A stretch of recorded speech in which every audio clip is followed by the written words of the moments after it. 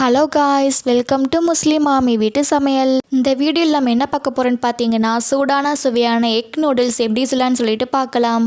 அதுக்கு முன்னாடி நம்ம சேனலை சப்ஸ்கிரைப் பண்ணதாங்க மறக்காமல் சப்ஸ்கிரைப் பண்ணிக்கோங்க. வாங்க கைஸ், வீடியோக்குள்ளே போகலாம். அடுப்பை பற்றி பேன் நல்லா சூடானதும் நான் ஒரு செம்பு அளவுக்கு தண்ணி ஊற்றிக்கிறேன். தண்ணி நல்லா கொதிச்சு வரும்போது நான் எடுத்து வச்சுருந்த இப்பி நூடுல்ஸை அதில் போட்டுக்கிறேன். நான் 2 பாக்கெட்டுக்கு செய்ய போகிறேன், அதனால் 2யுமே அதில் எடுத்து போட்டுக்கிறேன். நீங்கள் அடுப்பை கொஞ்சம் மிடில் ஃப்ளேமில் வச்சுக்கோங்க. இதோட பார்த்தீங்கன்னா நான் 2 டேபிள் ஸ்பூன் அளவுக்கு எண்ணெய் ஊற்றிக்கிறேன். நீங்கள் சமையலுக்கு யூஸ் பண்ணுற ஆயில் எதுனாலும் ஊற்றிக்கலாம். இப்படி எண்ணெய் ஊற்றுறதால நூடுல்ஸ் ஒன்றோடு ஒன்று ஒட்டிக்காது. ஒரு 5 மினிட்ஸில் பார்த்தீங்கன்னா நூடுல்ஸ் நல்லாவே வெந்துடும். இந்த மாதிரி கன்சிஸ்டன்சியில் வரும்போது தண்ணியை வடிகட்டி நூடுல்ஸை ஒரு தனியாக பவுலில் எடுத்து வச்சுக்கலாம். இப்போது அதே பேனில் தண்ணியெல்லாம் நல்லா வடிஞ்சதுக்கப்புறம் 4-5 கரண்டி எண்ணெய் ஊற்றிக்கிறேன். எண்ணெய் நல்லா சூடானதுக்கப்புறம் நான் கட் பண்ணி எடுத்து வச்சுருந்த 2 வெங்காயத்தை எண்ணெயில் போட்டு நல்லா வதக்கிக்கிறேன். வெங்காய பச்சை ஸ்மெல் போகிற அளவுக்கு நல்லா வதக்கிக்கிறேன். இப்போ இதோட நான் கட் பண்ணி எடுத்து வச்சுருந்த ஒரு பச்சை மிளகாவையும் கொஞ்சம் கருவேப்பிலையும் சேர்த்து நல்லா வதக்கிக்கிறேன். நான் 2 பாக்கெட்டுக்கு செய்கிறேன், ஸோ அதனால் ஒரு தக்காளி எடுத்து கட் பண்ணி அதையும் சேர்த்து நல்லா வதக்கிக்கிறேன். வெங்காயம் தக்காளி பச்சை ஸ்மெல் போகிற அளவுக்கு நல்லா வதக்கிக்கோங்க.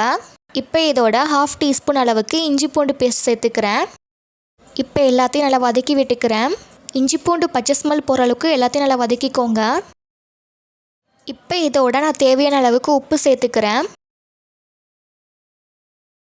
1/2 டீஸ்பூன் மஞ்சத்தூள் சேர்த்துக்கிறேன்.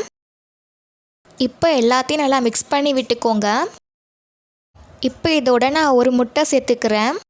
கேஸை மீடியம் ஃப்ளேமில் வச்சுட்டு முட்டையோடு சேர்த்து எல்லாத்தையும் நல்லா மிக்ஸ் பண்ணி விட்டுக்கோங்க. முட்டை நல்லா தனியாக பிரிஞ்சு வர அளவுக்கு எல்லாத்தையும் நல்லா மிக்ஸ் பண்ணி விட்டுக்கோங்க. இப்போ இதோட நான் தனியாக எடுத்து வச்சுருந்த நூடுல்ஸை எடுத்து சேர்த்துக்கிறேன். இப்போ இதோட முட்டை மசாலா நூடுல்ஸ் எல்லாம் சேர்த்து நல்லா மிக்ஸ் பண்ணி விட்டுக்கிறேன். இப்போ இதில் நான் 1 டீஸ்பூன் அளவுக்கு சோயா சாஸ் சேர்த்துக்கிறேன். 1 டீஸ்பூன் அளவுக்கு டொமேட்டோ கெச்சப் சேர்த்துக்கிறேன். இப்போ இதோட ஒரு கிளாஸ் அளவுக்கு தண்ணி ஊற்றிக்கிறேன். இதோட நான் நூடுல்ஸ் மசாலாவை சேர்த்துக்கிறேன். இப்போ எல்லாத்தையும் நல்லா மிக்ஸ் பண்ணி விட்டுக்கோங்க. மசாலா எல்லாமே நூடுல்ஸில் நல்லா மிக்ஸ் ஆகிற அளவுக்கு மிக்ஸ் பண்ணி விட்டுக்கோங்க.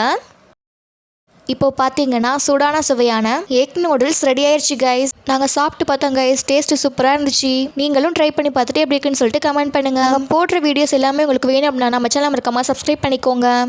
தேங்க்ஸ் ஃபார் வாட்சிங்.